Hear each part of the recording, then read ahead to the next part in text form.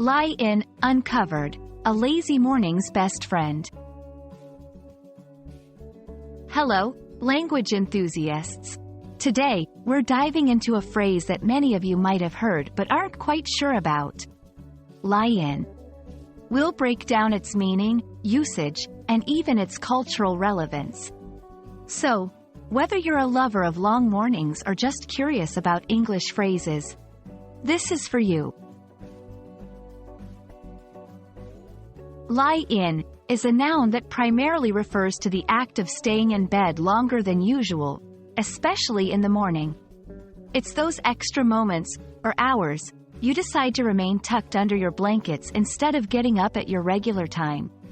Imagine it's a Sunday morning, and instead of jumping out of bed at 7 a.m., you decide to relax, perhaps read a book or just doze until 10 a.m. That, my friends, is a lie-in.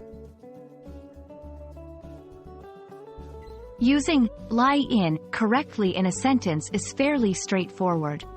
Here are a few examples to illustrate its use. I'm so tired. I need a lie-in tomorrow. Sundays are perfect for a long lie-in. After a week of early mornings, she treated herself to a lie-in. Notice that lie-in often refers to an action in the near future or a habitual action in the present.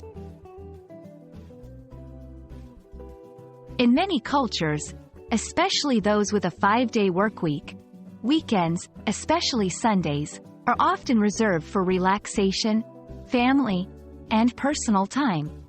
The concept of a lie-in is quite popular in these contexts. In Britain, for example, the idea of having a Sunday lie-in is almost a cherished tradition for many. It's a way to recharge and prepare for the upcoming week.